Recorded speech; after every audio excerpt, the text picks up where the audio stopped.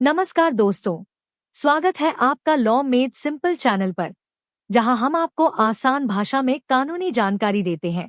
आज का विषय है चेक कैसे भरें, यानी भारतीय बैंकों में चेक भरने की पूरी कानूनी गाइड। चेक एक महत्वपूर्ण दस्तावेज है जो निगोशिएबल इंस्ट्रूमेंट्स एक्ट 1881 के तहत आता है। इस एक्ट के सेक्शन 6 में चेक की परिभाषा दी गई है और सेक्शन 138 में चेक बाउंस होने पर कानूनी कार्यवाही का प्रावधान है। इस वीडियो में हम आपको बताएंगे कि चेक भरते समय किन बातों का ध्यान रखना चाहिए, कौन कौन सी गलतियां आपको कानूनी मुसीबत में डाल सकती है और कैसे आप एक सुरक्षित और वैध चेक भर सकते हैं। हम आपको उदाहरणों के साथ समझाएंगे कि खाली चेक देना कितना खतरनाक हो सकता है और अगर आपने चेक दे दिया है लेकिन बाद में मन बदल गया तो क्या कानूनी विकल्प है। साथ ही हम आपको बताएंगे कि चेक की तारीख का क्या महत्व है और चेक भरने से पहले आपको कानूनी रूप से क्या समझना चाहिए, जैसे कि कौन सी देनदारी वैध है और कौन सी नहीं। अंत में हम आपको कोर्ट की प्रक्रिया और सेक्शन 138 के तहत सजा और जुर्माने की जानकारी भी देंगे। तो चलिए शुरू करते हैं इस कानूनी सफर को, और वीडियो के अंत में लॉ मेड सिंपल को लाइक, शेयर और सब्सक्राइब करना न भूलें। अब हम बढ़ते हैं अगले विषय की ओर। चेक क्या होता है, चलिए अब समझते हैं कि चेक वास्तव में होता क्या है। चेक एक लिखित दस्तावेज होता है जिसके माध्यम से कोई व्यक्ति, जिसे हम ड्रॉअर कहते हैं, अपने बैंक को निर्देश देता है कि वह एक निश्चित राशि किसी तीसरे व्यक्ति, जिसे पेई कहते हैं, को भुगतान करे। यह भुगतान बैंक खाते से होता है और तभी वैध होता है जब खाते में पर्याप्त राशि हो। चेक निगोशिएबल इंस्ट्रूमेंट्स एक्ट 1881 के तहत आता है और इसकी परिभाषा सेक्शन 6 में दी गई है। इस सेक्शन के अनुसार चेक एक बिल ऑफ एक्सचेंज होता है जो बैंक के ऊपर देय होता है और मांग पर भुगतान किया जाता है। चेक कई प्रकार के होते हैं, जैसे cross check, bearer check, order check, जिनका उपयोग अलग अलग परिस्थितियों में किया जाता है। उदाहरण के तौर पर, अगर आप किसी को सीधे नकद देना चाहते हैं तो बेयरर चेक इस्तेमाल होता है, लेकिन अगर आप चाहते हैं कि राशि सिर्फ बैंक खाते में जाए तो अकाउंट पेई ओनली क्रॉस चेक सबसे सुरक्षित विकल्प होता है। चेक एक सुरक्षित और ट्रेस करने योग्य भुगतान माध्यम है, लेकिन इसे भरते समय सावधानी बरतना बेहद जरूरी है। अब हम बढ़ते हैं अगले विषय की ओर। भुगतान से पहले क्या समझना जरूरी है। अब बात करते हैं उस महत्वपूर्ण पहलू की जिसे अक्सर लोग नजरअंदाज कर देते हैं। चेक देने से पहले कानूनी रूप से क्या समझना जरूरी है। चेक तभी वैध माना जाता है जब उसके पीछे कोई कानूनी देनदारी हो, यानी अगर आपने किसी को उधार दिया है, कोई सेवा ली है या कोई वस्तु खरीदी है, तो उस भुगतान के लिए दिया गया चेक लीगली एनफोर्सेबल माना जाएगा। निगोशिएबल इंस्ट्रूमेंट्स एक्ट 1881 के सेक्शन 138 के तहत चेक बाउंस होने पर तभी कार्यवाही हो सकती है जब चेक किसी वैध देनदारी के लिए दिया गया हो। अगर आपने किसी को उपहार स्वरूप चेक दिया या बिना किसी लेनदारी के, तो वह नॉन लीगली एनफोर्सेबल माना जाएगा और सेक्शन 138 लागू नहीं होगा। उदाहरण के तौर पर, अगर आपने दोस्त को शादी में 10,000 रुपए का चेक दिया और वह बाउंस हो गया, तो वह कानूनी अपराध नहीं माना जाएगा। लेकिन अगर आपने किसी व्यापारी को सामान खरीदने के बाद चेक दिया और वह बाउंस हो गया, तो वह सेक्शन 138 के तहत अपराध होगा। इस सेक्शन के अनुसार चेक बाउंस होने पर 30 दिन के भीतर नोटिस भेजना होता है और फिर 15 दिन का भुगतान का समय दिया जाता है। अगर भुगतान नहीं होता तो कोर्ट में केस दायर किया जा सकता है। अब हम बढ़ते हैं अगले विषय की ओर। चेक भरते समय किन बातों का ध्यान रखें। अब बात करते हैं उस सबसे जरूरी हिस्से की। चेक भरते समय किन बातों का ध्यान रखना चाहिए ताकि आपका भुगतान सुरक्षित रहे और कोई कानूनी परेशानी न हो। सबसे पहले, चेक पर वही हस्ताक्षर करें जो आपके बैंक रिकॉर्ड में दर्ज है। अगर हस्ताक्षर मेल नहीं खाते तो बैंक चेक को बाउंस कर सकता है और निगोशिएबल इंस्ट्रूमेंट्स एक्ट 1881 के सेक्शन 138 के तहत मामला बन सकता है। दूसरा, राशि को शब्दों और अंकों दोनों में स्पष्ट रूप से लिखें, जैसे 10,000 रुपए को 10,000 रुपए मात्र और 10,000 रुपए के रूप में। तीसरा, तारीख सही और स्पष्ट होनी चाहिए, क्योंकि चेक की वैधता सिर्फ 3 महीने तक होती है। चौथा, पेय का नाम सही ही लिखें। कोई भी गलती भुगतान को रोक सकती है। पांचवा, चेक पर खाली जगह न छोड़े, इससे कोई भी व्यक्ति उसमें बदलाव कर सकता है। छठा, हमेशा नीली या काली स्याही का उपयोग करें। लाल या हरे रंग से लिखे चेक बैंक अस्वीकार कर सकता है। और अंत में, अगर आप चाहते हैं कि राशि सिर्फ बैंक खाते में जाए, तो अकाउंट पेई ओनली लिखकर चेक को क्रॉस करें। यह सबसे सुरक्षित तरीका है। अब हम बढ़ते हैं अगले विषय की ओर। तारीख का क्या महत्व है? अब बात करते हैं चेक पर लिखी तारीख की, जो देखने में छोटी चीज लगती है, लेकिन कानूनी रूप से बेहद महत्वपूर्ण होती है। चेक की वैधता सिर्फ 3 महीने तक होती है, यानी अगर आपने 1 अक्टूबर को चेक लिखा है, तो वह 31 दिसंबर तक ही वैध रहेगा। अगर आप पुरानी तारीख का चेक देते हैं, जिसे हम बैकडेटेड चेक कहते हैं, और वह वैधता की सीमा से बाहर हो चुका है, तो बैंक उसे अस्वीकार कर सकता है। इसी तरह पोस्ट डेटेड चेक यानी भविष्य की तारीख वाला चेक भी सावधानी से देना चाहिए, क्योंकि बैंक उसे तभी क्लियर करेगा जब वह तारीख आ चुकी हो। निगोशिएबल इंस्ट्रूमेंट्स एक्ट 1881 के सेक्शन 138 में यह स्पष्ट किया गया है कि चेक की तारीख और उसकी वैधता का पालन करना जरूरी है, वरना चेक बाउंस होने पर कानूनी कार्यवाही हो सकती है। उदाहरण के तौर पर, अगर आपने 1 जनवरी को चेक दिया और वह 5 अप्रैल को बैंक में जमा हुआ, तो वह चेक अमान्य माना जाएगा, क्योंकि 3 महीने की सीमा पार हो चुकी है। तारीख चेक की वैधता, भुगतान की समय सीमा और कानूनी सुरक्षा को दर्शाती है, इसलिए इसे बिल्कुल सही और स्पष्ट लिखना चाहिए। अब हम बढ़ते हैं अगले विषय की ओर। खाली चेक देना कितना खतरनाक हो सकता है? अब बात करते हैं एक बेहद संवेदनशील और जोखिम भरे विषय की, खाली चेक देना। कई बार लोग भरोसे में आकर या जल्दबाजी में बिना राशि भरे हुए चेक दे देते हैं, जिसे हम ब्लैंक चेक कहते हैं। लेकिन यह एक गंभीर गलती हो सकती है। अगर आपने चेक पर हस्ताक्षर कर दिए हैं और बाकी विवरण खाली छोड़ दिए हैं, तो वह व्यक्ति जिसे आपने चेक दिया है, उसमें कोई भी राशि भर सकता है, और वह कानूनी रूप से आपके खिलाफ इस्तेमाल हो सकता है।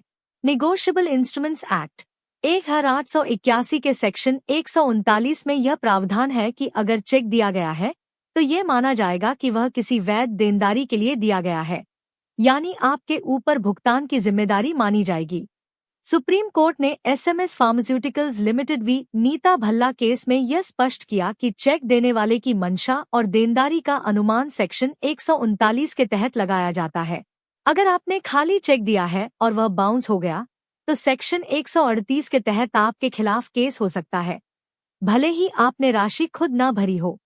इसलिए खाली चेक देने से पहले 100 बार सोचें, और अगर देना ही पड़े तो अकाउंट पेई ओनली लिखकर क्रॉस करें और राशि भरकर ही दें। अब हम बढ़ते हैं अगले विषय की ओर। अगर चेक देने के बाद मन बदल जाए तो क्या करें? अब सोचिए, आपने किसी को चेक दे दिया, लेकिन बाद में आपका मन बदल गया। क्या आप उस चेक को रोक सकते हैं? क्या कानून इसकी इजाजत देता है? इसका जवाब थोड़ा पेचीदा है। अगर आपने चेक दिया है और वह किसी वैध देनदारी के लिए है, तो उसे रोकना आसान नहीं होता। आप बैंक को स्टॉप पेमेंट का निर्देश दे सकते हैं, यानी बैंक को कह सकते हैं कि वह उस चेक का भुगतान न करे। लेकिन ध्यान रहे, अगर चेक किसी वैध लेनदारी के लिए दिया गया है और आपने जानबूझकर भुगतान रोका, तो निगोशिएबल इंस्ट्रूमेंट्स एक्ट 1881 के सेक्शन 138 के तहत आपके खिलाफ केस हो सकता है। सुप्रीम कोर्ट ने Somnath v state of Gujarat case में यह स्पष्ट किया कि जानबूझकर भुगतान रोकना भी सेक्शन 138 के तहत अपराध माना जा सकता है। अगर आप चेक देने के बाद पछता रहे हैं, तो सबसे पहले कानूनी सलाह लें और देखें कि क्या चेक वैध देनदारी के लिए था या नहीं। अगर नहीं था, तो आप नोटिस का जवाब देकर अपनी स्थिति स्पष्ट कर सकते हैं। लेकिन अगर चेक वैध था, तो भुगतान रोकने से पहले सोच समझकर कदम उठाएं, वरना कानूनी कार्यवाही का सामना करना पड़ सकता है। अब हम बढ़ते हैं अगले विषय की ओर। चेक भुगतान के बाद क्या परिणाम हो सकते हैं? अब समझते हैं कि चेक देने के बाद क्या क्या कानूनी परिणाम हो सकते हैं, खासकर तब जब चेक बाउंस हो जाए। अगर आपने किसी वैध देनदारी के लिए चेक दिया है और वह बाउंस हो गया, तो यह निगोशिएबल इंस्ट्रूमेंट्स एक्ट 1881 के सेक्शन 138 के तहत एक आपराधिक अपराध माना जाता है। इस सेक्शन के अनुसार चेक बाउंस होने पर आपको 2 साल तक की सजा या दोगुना राशि तक का जुर्माना या दोनों हो सकते हैं। सबसे पहले पेई आपको एक लीगल नोटिस भेजेगा जो आपको 30 दिन के भीतर प्राप्त होगा। इसके बाद आपको 15 दिन का समय मिलेगा भुगतान करने के लिए। अगर आपने भुगतान नहीं किया तो आपके खिलाफ मजिस्ट्रेट कोर्ट में केस दायर किया जा सकता है। घनश्याम गौतम वी उषा रानी जैसे मामलों में कोर्ट ने स्पष्ट किया है कि चेक बाउंस एक गंभीर अपराध है और बार बार ऐसा करना आपकी साख को नुकसान पहुंचा सकता है। इसके अलावा अगर आपने जानबूझकर गलत चेक दिया है, जैसे कि खाते में राशि न होने के बावजूद, तो ये धोखाधड़ी की श्रेणी में भी आ सकता है। इसलिए चेक देने से पहले सुनिश्चित करें कि आपके खाते में पर्याप्त राशि हो और चेक सही तरीके से भरा गया हो। अब हम बढ़ते हैं अगले विषय की ओर। कानूनी रूप से लागू चेक क्या होता है? अब हम समझते हैं कि कौन सा चेक कानूनी रूप से लागू होता है, यानी ऐसा चेक जिसके आधार पर सेक्शन 138 के तहत कार्यवाही की जा सकती है। सबसे पहले चेक किसी वैध देनदारी के लिए दिया गया होना चाहिए, जैसे कि उधारी चुकाना, सेवा का भुगतान करना या कोई वस्तु खरीदने के बाद भुगतान करना। निगोशिएबल इंस्ट्रूमेंट्स एक्ट 1881 के सेक्शन 138 में यह स्पष्ट किया गया है कि अगर चेक किसी वैध वित्तीय दायित्व के लिए दिया गया है और वह बाउंस हो जाता है तो यह एक आपराधिक अपराध माना जाएगा। इसके लिए पेई को चेक बाउंस होने के 30 दिन के भीतर नोटिस भेजना होता है और ड्रॉअर को 15 दिन का समय दिया जाता है भुगतान करने के लिए। अगर भुगतान नहीं होता तो मजिस्ट्रेट कोर्ट में केस दायर किया जा सकता है। उदाहरण के तौर पर, अगर आपने किसी व्यापारी से 50,000 रुपए का सामान खरीदा और उसे चेक से भुगतान किया, लेकिन चेक बाउंस हो गया, तो व्यापारी आपके खिलाफ सेक्शन 138 के तहत केस कर सकता है। ऐसे मामलों में बैंक स्टेटमेंट, चेक की कॉपी और नोटिस की डिलीवरी रिपोर्ट कोर्ट में सबूत के रूप में पेश की जाती है। इसलिए चेक तभी दे जब आपके ऊपर वैध देनदारी हो और आप भुगतान करने के लिए तैयार हो। अब हम बढ़ते हैं अगले विषय की ओर। गैरकानूनी चेक क्या होता है? अब हम समझते हैं कि कौन सा चेक गैरकानूनी या लीगली अनएनफोर्सेबल माना जाता है, यानी ऐसा चेक जिसके आधार पर सेक्शन 138 के तहत कोई कानूनी कार्यवाही नहीं की जा सकती। अगर आपने किसी को चेक उपहार स्वरूप दिया है या बिना किसी वित्तीय देनदारी के, तो वह चेक कानूनन लागू नहीं होता। निगोशिएबल इंस्ट्रूमेंट्स एक्ट 1881 के सेक्शन 138 में स्पष्ट किया गया है कि चेक तभी वैध माना जाएगा जब उसके पीछे कोई एग्जिस्टिंग लीगली एनफोर्सेबल डेट और लायबिलिटी हो। उदाहरण के तौर पर, अगर आपने किसी रिश्तेदार को शादी में 5,000 रुपए का चेक दिया और वह बाउंस हो गया, तो वह सेक्शन 138 के तहत अपराध नहीं माना जाएगा, क्योंकि वह चेक किसी वैध लेनदारी के लिए नहीं था। इसी तरह, अगर आपने बिना किसी सेवा या वस्तु प्राप्त किए चेक दिया है, तो वह भी गैरकानूनी माना जाएगा। Upasana Mishra v trek tech PVT limited जैसे मामलों में कोर्ट ने यह स्पष्ट किया है कि चेक के पीछे की मंशा और देनदारी को साबित करना जरूरी होता है। अगर पेई यह साबित नहीं कर पाता कि चेक किसी वैध भुगतान के लिए था, तो केस खारिज हो सकता है। इसलिए चेक देने से पहले यह सुनिश्चित करें कि वह किसी वैध कारण से दिया जा रहा है, वरना सेक्शन 138 लागू नहीं होगा। अब हम बढ़ते हैं अगले विषय की ओर। राशि भरते समय किन बातों का ध्यान रखें? अब बात करते हैं उस हिस्से की जो सबसे ज्यादा ध्यान मांगता है। चेक में राशि भरते समय क्या सावधानियां रखनी चाहिए? सबसे पहले, राशि को शब्दों और अंकों दोनों में लिखना अनिवार्य है, जैसे 10,000 रुपए को 10,000 रुपए मात्र और 10,000 रुपए के रूप में। दोनों में समानता होनी चाहिए, वरना बैंक चेक को अस्वीकार कर सकता है। दूसरा, राशि के बाद कोई खाली जगह न छोड़े। इससे कोई भी व्यक्ति उसमें अतिरिक्त अंक जोड़ सकता है, जैसे 10,000 रुपए को 1,00,000 रुपए बना देना। तीसरा, राशि स्पष्ट और पढ़ने योग्य होनी चाहिए। धुंधले या अस्पष्ट अक्षर बैंक द्वारा रिजेक्ट किए जा सकते हैं। चौथा, चेक पर का चिन्ह सही जगह पर लगाएं और उसके बाद की राशि को ठीक से संरेखित करें। पांचवा, अगर आप चाहते हैं कि चेक सिर्फ खाते में जमा हो, तो अकाउंट पेई ओनली लिखकर क्रॉस करें। इससे नकद भुगतान नहीं हो सकता। निगोशिएबल इंस्ट्रूमेंट्स एक्ट 1881 के सेक्शन 138 के तहत अगर राशि गलत भरने के कारण चेक बाउंस होता है तो आपके खिलाफ कानूनी कार्यवाही हो सकती है। इसलिए राशि भरते समय पूरी सावधानी रखें। यह आपकी वित्तीय सुरक्षा और कानूनी स्थिति दोनों के लिए जरूरी है। अब हम बढ़ते हैं अगले विषय की ओर। हस्ताक्षर का क्या महत्व है? अब बात करते हैं उस हिस्से की जो चेक की वैधता को सीधे प्रभावित करता है, यानी हस्ताक्षर। चेक पर किया गया हस्ताक्षर वही होना चाहिए जो आपके बैंक रिकॉर्ड में दर्ज है। अगर आपने चेक पर अलग हस्ताक्षर कर दिया, चाहे अनजाने में या जल्दबाजी में, तो बैंक उस चेक को बाउंस कर सकता है। और अगर वह चेक किसी वैध देनदारी के लिए था, तो निगोशिएबल इंस्ट्रूमेंट्स एक्ट 1881 के सेक्शन 138 के तहत आपके खिलाफ आपराधिक कार्यवाही हो सकती है। हस्ताक्षर की असमानता को लेकर कई केस सामने आए हैं, जहां कोर्ट ने स्पष्ट किया है कि यह एक गंभीर चूक मानी जाती है। उदाहरण के तौर पर, अगर आपने अपने बैंक में नाम के साथ पूरा हस्ताक्षर दर्ज किया है, लेकिन चेक पर सिर्फ नाम के पहले अक्षर लिखे, तो वह मिसमैच माना जाएगा।